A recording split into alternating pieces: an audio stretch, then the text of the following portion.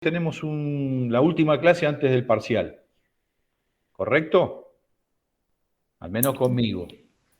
No, profe, el parcial es el 22. Bueno, No sé si pero usted lo después, tiene al a mes mí que me ven viene. el 9 de noviembre recién después. Es decir, esta es la última clase que tienen conmigo antes del parcial. ¿Está claro? En términos del cronograma. Ah, bueno. Y yo les tengo que dar en la clase de hoy 2 textos. Les tengo que dar El Estado como problema y como solución de Peter Evans y les tengo que dar un pantallazo sobre la administración pública, que es el texto de Cao y Esteves. Les voy a dar 2 textos. El problema es que hoy tengo un pequeño inconveniente personal que no me puedo quedar toda la clase. Les puedo dar un ratito nada más. Entonces, yo lo que quería proponerles a ustedes es, yo voy a dar los lineamientos muy macros de el texto de Peter Evans y les voy a dar los lineamientos muy macros de administración pública, que es bastante sencillo. Es un PowerPoint que está subido al Drive y les doy las líneas estratégicas de ambos textos. Después les voy a pasar una grabación de clase que yo ya di sobre el texto de Peter Evans y a modo de regalo les voy a armar para el fin de semana un PowerPoint muy explicativo sobre el texto de Peter Evans. Si ustedes más o menos le pegan una leída al texto, ven el PowerPoint, van a andar bien, no hay ningún problema. ¿Ok? Pero yo no me puedo quedar toda la clase. Puedo dar una clase muy breve hoy porque tengo un inconveniente personal que estuve tratando de resolver hasta último momento y me fue imposible. Entonces después nos sube un power adicional, dijo, el Classroom. Les subo un power adicional de administración pública, porque les voy a hablar sobre la administración pública nacional y para darles una idea de lo que es la administración pública nacional. Y les voy a dar un PowerPoint explicativo sobre el texto de Peter Evans, que es un texto relativamente engorroso para leer porque tiene un montón de ejemplos de un montón de países. Es este texto. El Estado como problema y como solución. Y después está el texto de Cao y Esteves, que es un texto sencillo. Pregunto, ¿tuvieron la última clase que tuvieron conmigo fue el de burocracia y la formación del Estado argentino, ¿cierto? Sí, profe, fue. Sí. Le subí el PowerPoint de burocracia. ¿Le subí el PowerPoint sobre la formación del Estado argentino? Sí, estaban los dos. Ah, perfecto, listo. Entonces no les debo nada, no estamos al día. Bien, en este preciso instante vamos a iniciar la grabación de la clase de hoy. Ponemos iniciar, así que estamos dando comienzo a la clase de hoy donde vamos a ver el texto de Peter Evans, que se llama El Estado como problema y como solución. Es un texto que data del año 1996, es decir, es un texto que tiene 25 años, un cuarto de siglo, y ustedes dirán, pero es un texto que es viejo, ¿no? 25 años, un texto que en la administración o generalmente en los trabajos académicos, un texto de 25 años es un texto muy antiguo. Sin embargo, es un texto que goza de mucha salud y es fresco como un atado de berro, diría mi abuelo, porque parece que lo hubieran escrito anoche. Yo les voy a dar los grandes lineamientos macros del texto de Peter Evans, que puede verse en paralelo con otros 2 textos, con el texto de Estado, Nación y Globalización de Daniel García Delgado y con un texto de Alejandro Esteves que es las 3 teorías del desarrollo en América Latina. No sé si es un texto que Alejandro lo sigue dando, generalmente lo daba él en el programa. ¿Lo tienen en el programa ese texto? La verdad es que yo no tengo el programa en la cabeza, pero no sé si Alejandro les daba ese texto. ¿Me lo pueden confirmar?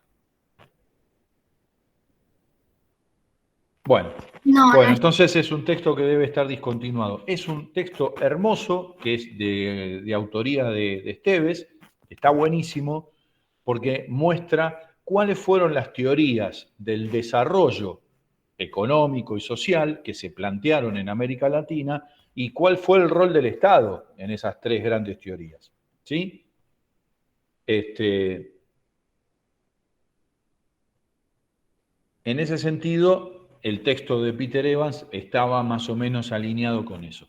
Y el texto de Peter Evans, ya nos metemos en este texto, es un texto que habla sobre tres grandes olas. Él las describe como olas. Una ola siempre va a escribir sobre el Estado. ¿Qué plantea Peter Evans a lo largo de estas tres olas? Él dice, se puede ver que el Estado puede ser el mismo concepto de Estado, el Estado puede ser un problema o una solución para el desarrollo económico y social. Al mismo tiempo.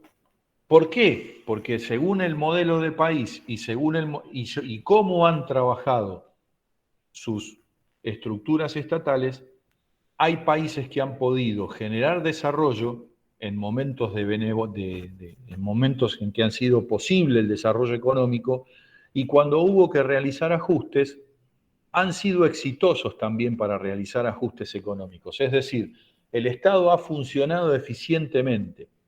Entonces, con esta idea, y puede ser un problema porque hay países que el Estado no genera desarrollo, no genera el desarrollo económico y social, y cuando llega el momento de realizar ajustes, realizan ajustes con un altísimo costo político, económico y social.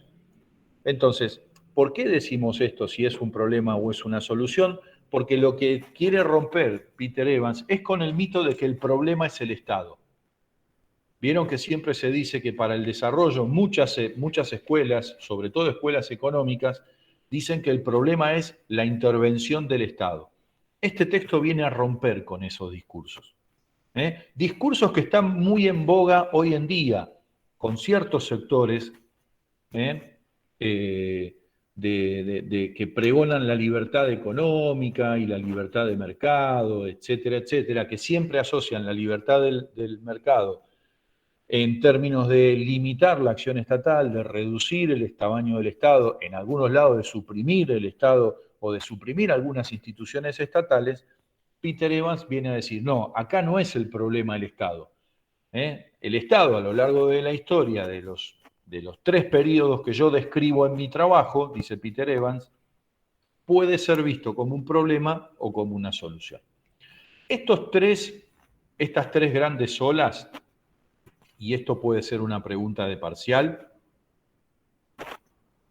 estas tres grandes olas son, en principio, una ola desarrollista, que se sitúa entre 1950 y 1960, donde hay una idea del Estado casi absolutista, que es un Estado que genera el desarrollo económico por medio de políticas de generación de crecimiento industrial y de crecimiento en políticas agropecuarias, no solamente en la industria, sino también en el campo, y es un Estado que también desarrolla urbanísticamente.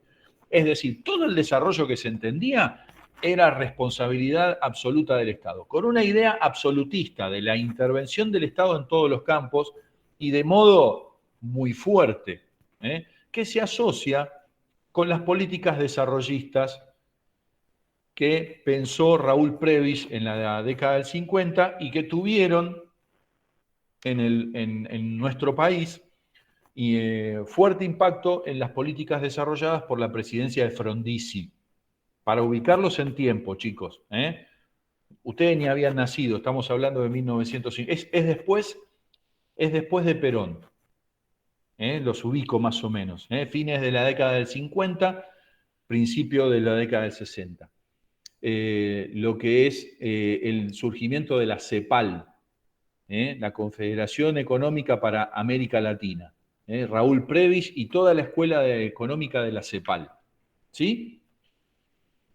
Esta idea del Estado desarrollista más o menos perdura, dice Peter Evans, hasta cierto avance de la década del 80, donde la idea del Estado como motor de desarrollo infinito con el estado fáustico. ¿Quién plantea esto? A ver, esperen que voy a abrir el chat, me gustó mucho. A ver, Lucas Salomón, ¿se lo puede comparar con el estado fáustico como lo vimos en finanzas? Yo desconozco, no sé de qué autor estás hablando, Lucas, desconozco el concepto, no porque no exista, sino porque no lo leí. Pero si me das autores, a lo mejor puedo ubicar el concepto. A ver, estamos hablando de un Estado que planifica la economía, que interviene en economía, que es el motor del desarrollo, pero responsabilidad exclusiva del Estado. Casi como que crea todo el Estado en esta idea. Esta idea empezó a mostrar signos de agotamiento a mediados de la década del 70. Nosotros, en términos del texto de Daniel García Delgado, lo ubicamos en la matriz estadocéntrica, pero ya al final de la matriz estadocéntrica. Les recuerdo, la matriz estadocéntrica en García Delgado tenía 3 grandes estados. El estado desarrollista, ¿sí? Y finalizaba luego el estado populista y finalizaba con el estado burocrático autoritario. Entonces, principio es un estado desarrollista, interventor, actor, sentaba todo, tanto a gremios como a empresas, era un estado con mentalidad empresaria, que muestra signos de agotamiento. ¿Por qué? Porque por crisis fiscales que comienzan en la década del 70, con problemas en la economía internacional, es decir, en la macroeconomía, que hacían que los estados empezaran a ser deficitarios, sobre todo a raíz de la crisis del petróleo de la década del 70, del 73, y de los acuerdos en donde Estados Unidos deja de sostener a nivel mundial la paridad dólar, es decir, caen los acuerdos de Bretton Woods establecidos en la posguerra. Miren cuánto duraron, desde la posguerra, 1945, hasta 1970, el dólar era la moneda que sostenía prácticamente la economía mundial.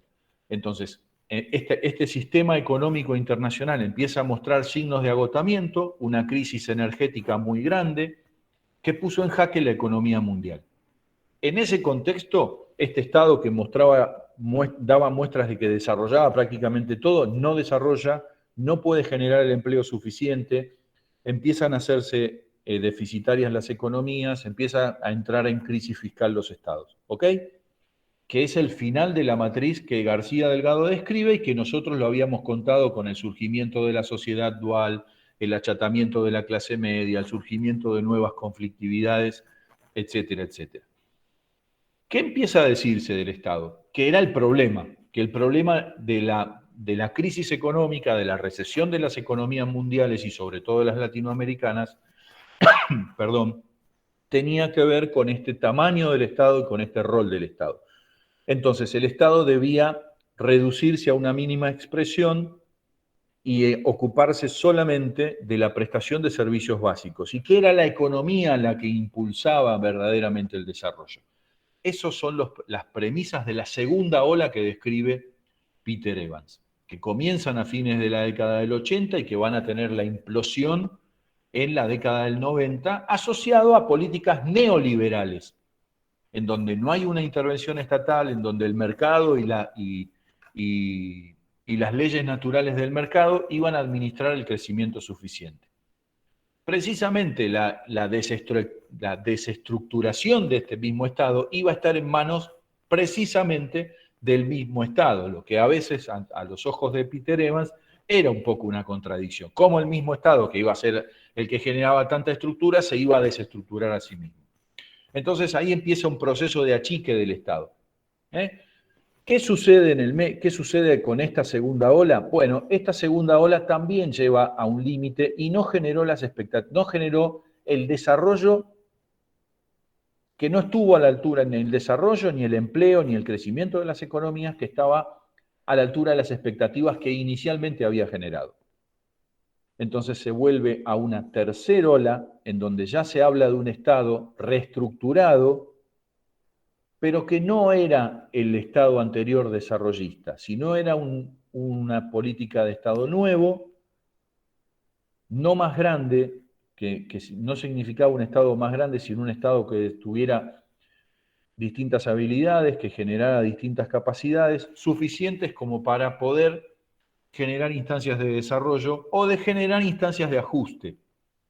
Y lo que hace Peter Evans, establecidas estas tres olas, que las podemos asociar con el fin de la matriz, con la matriz estadocéntrica y su fin, con la matriz mercadocéntrica, que duró 10 años, que también García Delgado describe, esa vendría a ser la segunda ola de Peter Evans, y una tercera ola de Peter Evans de un estado distinto, con otras capacidades, que ahí la podemos asociar a una matriz sociocéntrica, en donde Peter Evans dice, los estados lo que generan son, los estados que son eficientes al momento de generar políticas de desarrollo, de ajuste, generan capacidad institucional, que no es lo mismo que tamaño de Estado.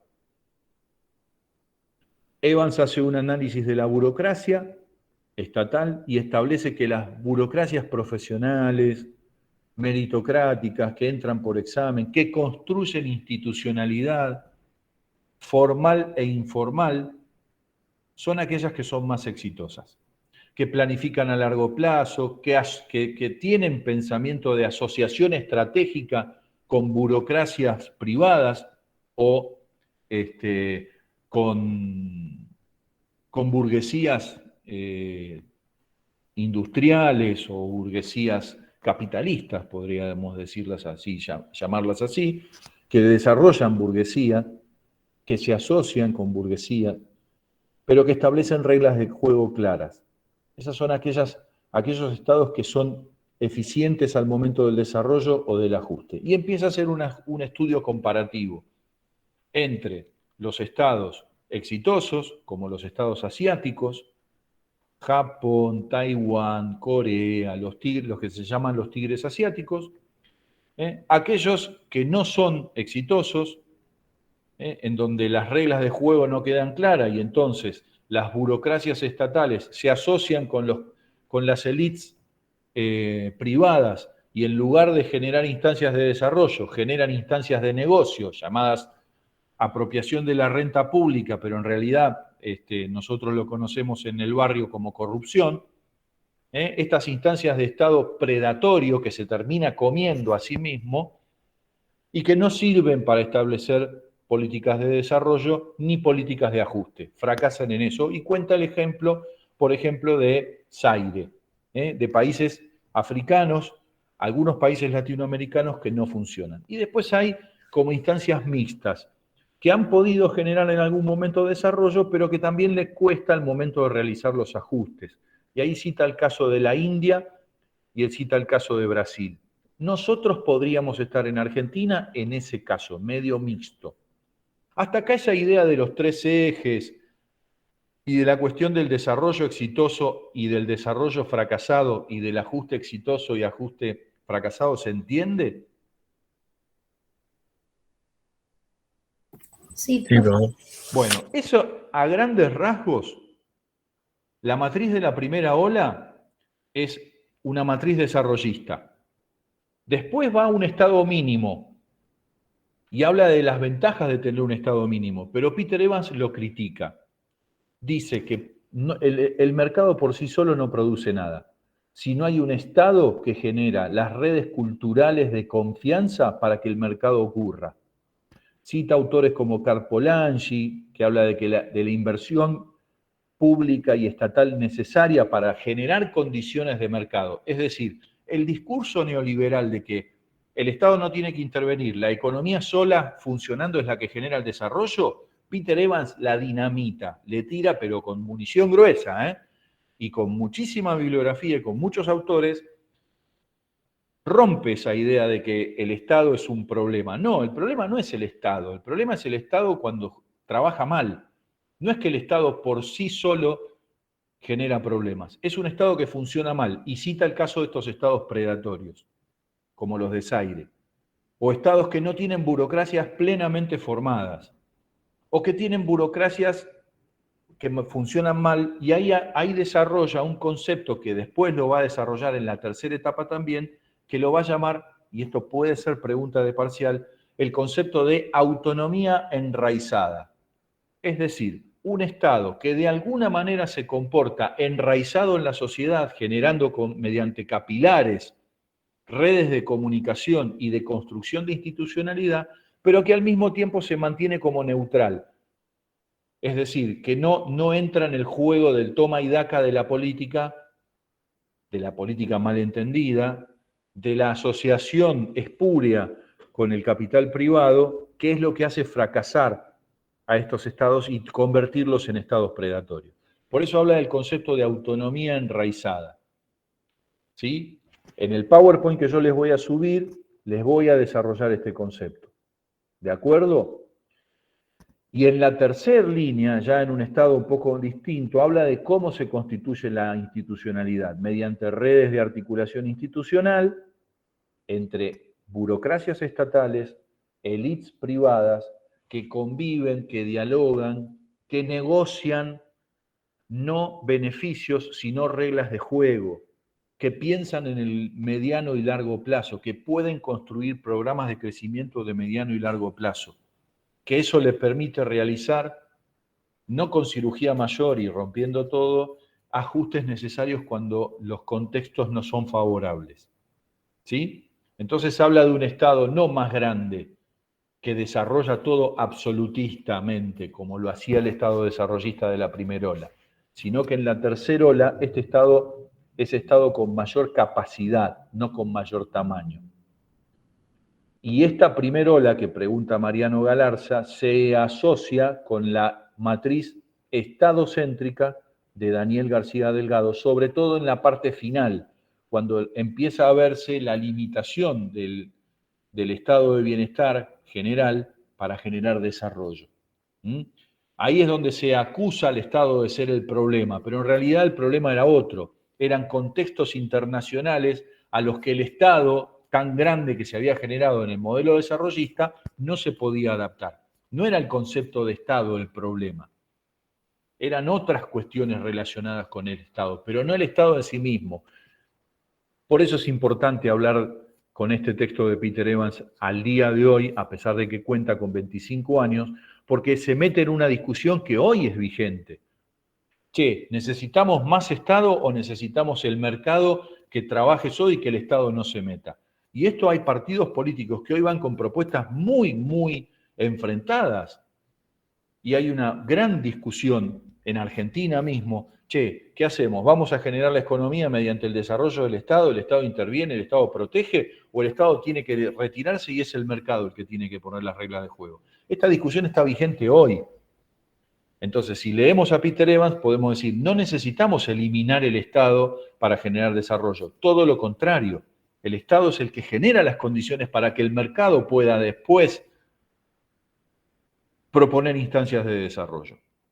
Y dice cómo, mediante autonomías enraizadas, mediante burocracias con redes formalizadas e informales de articulación con el capital privado, es decir, un modelo de red, que es muy distinto al del Estado de los 50 y los 60.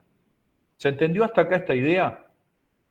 A grandísimos rasgos, eso es lo que van a ver en el texto de Peter Evans. Yo les voy a subir un PowerPoint aclaratorio y 1 o 2 videos de clases anteriores donde desarrollo solamente en la clase esta idea del Estado como problema o como solución de Evans.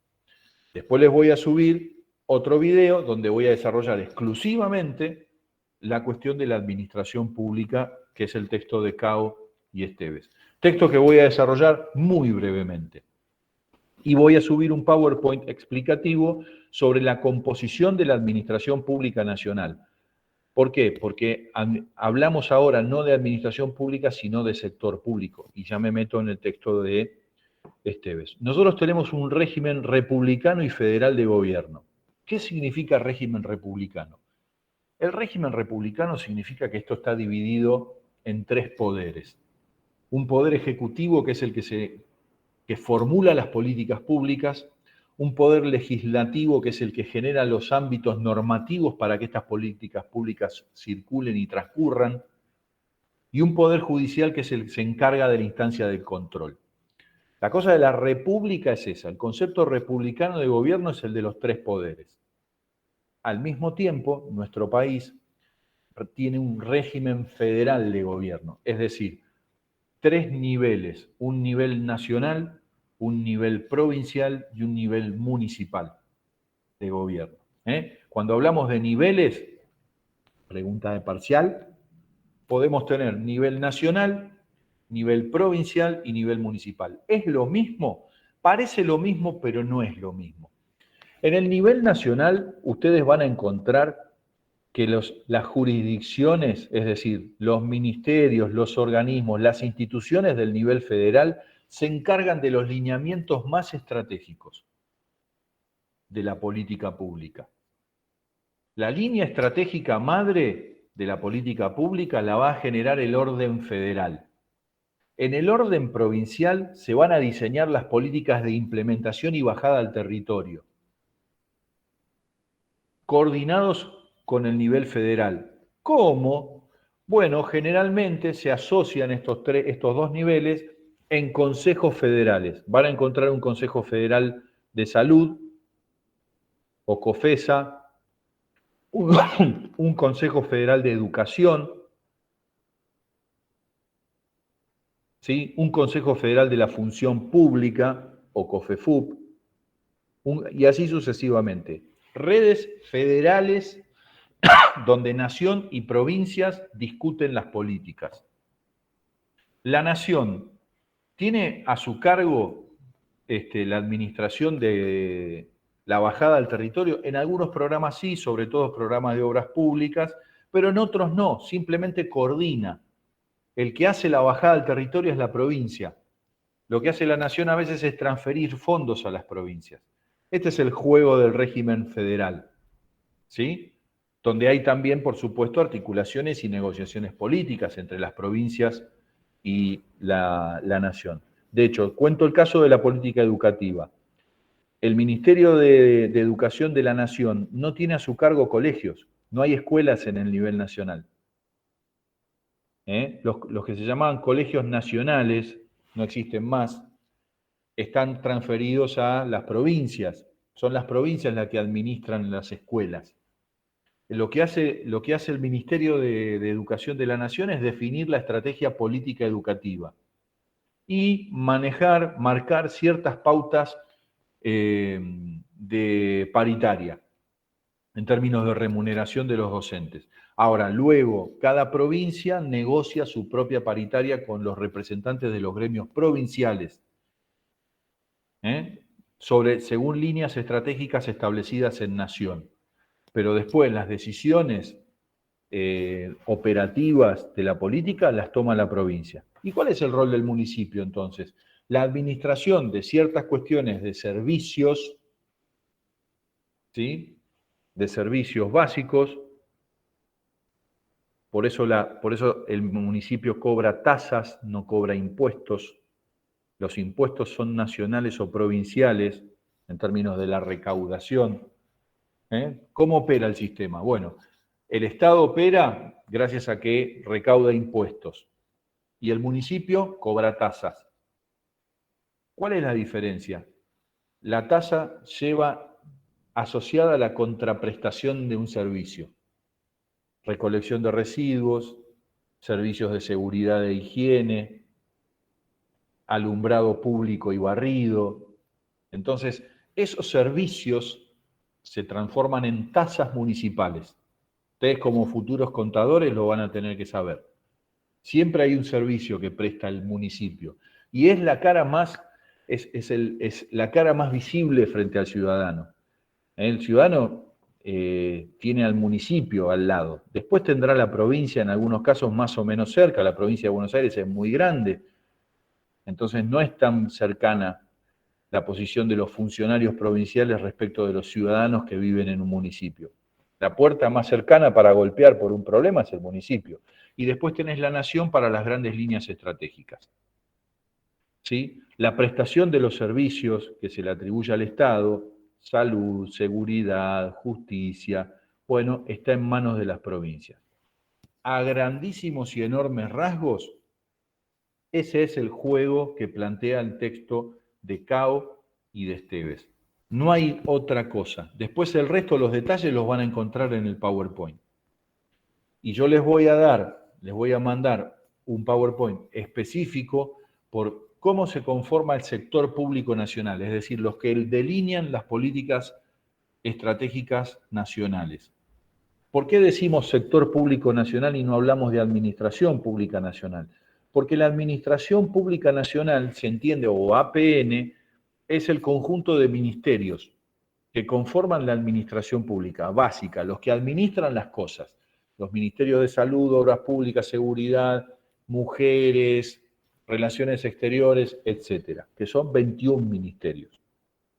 Ahora, el sector público nacional está conformado no solamente por esa administración pública centralizada en ministerios, sino que también de algunos ministerios dependen otras instituciones con características particulares. Los organismos descentralizados, es decir, que tienen la capacidad de manejarse autárquica y autónomamente, los desconcentrados y las empresas del sector público, que pueden ser empresas con participación mayoritaria estatal, es decir, que con la conformación accionaria, el accionista principal es el Estado. Casos de empresas como puede ser ARSAT, que es la que maneja la política de satélites, fabrica satélites, INVAP, que es una empresa que fabrica radares y tecnología militar,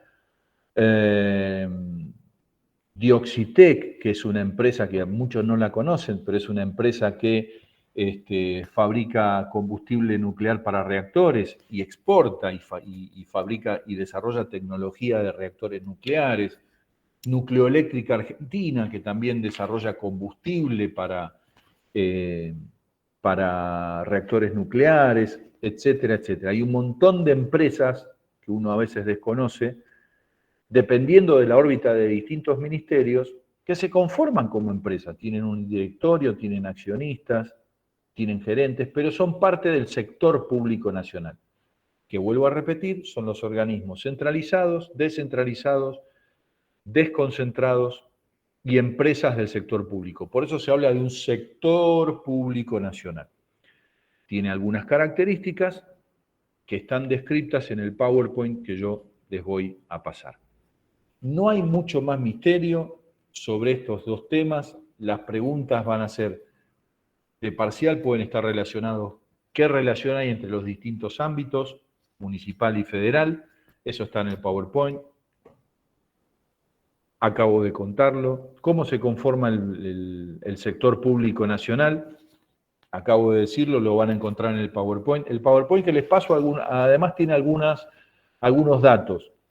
Composición en términos de ministerios, composición en términos de paridad de género, y se van a dar cuenta que si bien en algunas capas de la dirección de la administración pública, es decir, en los mandos medios o en los cargos de primera apertura a nivel de las autoridades nacionales, por ejemplo, las subsecretarías, la Administración Pública Nacional tiene ministros, secretarios de Estado con rango de ministros. Ministros están parejos.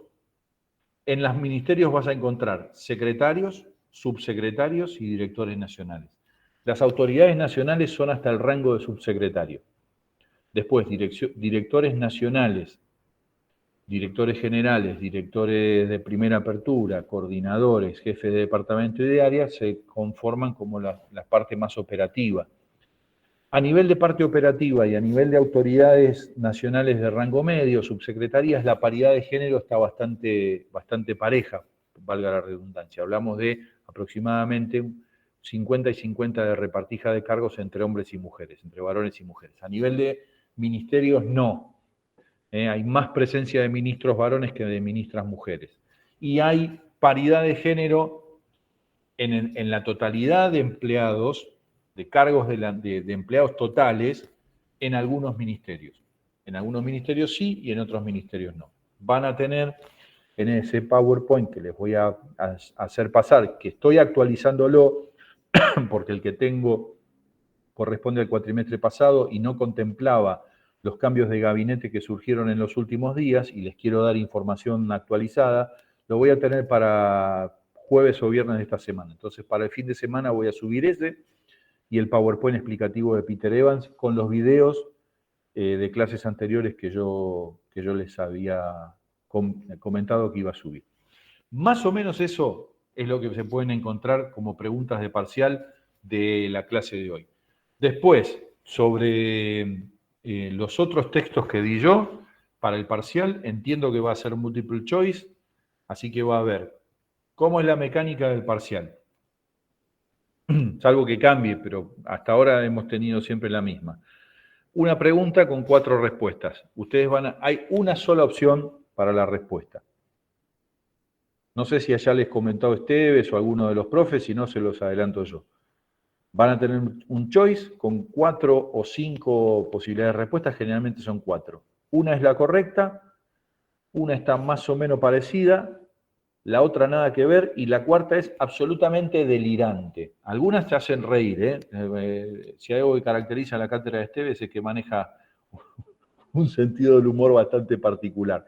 Pero hay gente que, sin embargo, marca como opciones a la más demencial de todas. Es imposible esa respuesta. Se la ponemos, pero para amenizar un poco el examen. Pero no, por favor, no vayan por ese lado, porque no. Y las respuestas son una sola, no puede haber 2.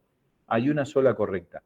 Si ustedes leen los textos, más o menos le prestan atención a los videos de la clase y leen los PowerPoint de apoyo 1 o 2 veces, es suficiente. Con eso tienen. Y las preguntas van a estar de ahí, del texto. Del texto. Son los textos los que hablan. Pueden encontrar alguna pregunta escondida en alguna clase, pero al menos hablo de mis clases, pero siempre en referencia a los textos. No es que sobre lo que yo hablo en clase con ustedes o charlamos acá, vamos a hacer preguntas. Algunos conceptos van a estar trabajados, pero siempre sobre la base del texto. Es el texto el que marca el examen. ¿De acuerdo? Al menos en los materiales que trabajan conmigo. Yo les tengo que pedir 1000 disculpas. La clase de hoy va a ser muy breve. Espero me sepan comprender, pero tengo que cortar en 2 minutos porque no puedo seguir. Tengo un compromiso personal que atender, lamentablemente. No lo pude postergar. Pero cualquier cosa me escriben cualquier duda que tengan de algún material, de alguna clase, me escriben, yo con todo gusto se los respondo, no hay ningún problema. No me escriban el día del examen, no sean desgraciados, me manden el mail a 6 de la tarde, profe, no entendí la clase, porque va a volver un GIF con una piña, así que les diga, punch, no te contesto nada. Sí, bueno. Algunos me hacen eso, algunos a las 6:30 de la tarde me mandan, profesor, no entendí nada de la primer clase, querés que en 10 minutos te conteste, nada. Pero si ustedes me escriben cualquier duda o consulta sobre las clases que vimos, ningún problema, hacemos todas las aclaraciones necesarias. Pero no me parece que ha sido todo claro. Tienen los PowerPoint, tienen los videos y si llega a ser necesario alguna aclaración más, con todo gusto se las doy, me mandan un mail y lo aclaramos. ¿De acuerdo? Bueno, profe. Muy de acuerdo. Bueno, Profe, gracias. los veo acuerdo. tristes hoy porque no vamos a terminar temprano y ustedes quieren quedarse La hasta verdad. las 9:30. Los veo que van a llorar y vamos a terminar deprimidos la clase de hoy. No, nos ponemos a repasar, profe. ¿Cómo Me lo encanta. supo, profe? Ahora terminan y se ponen a repasar todo hasta las 9:30 como corresponde.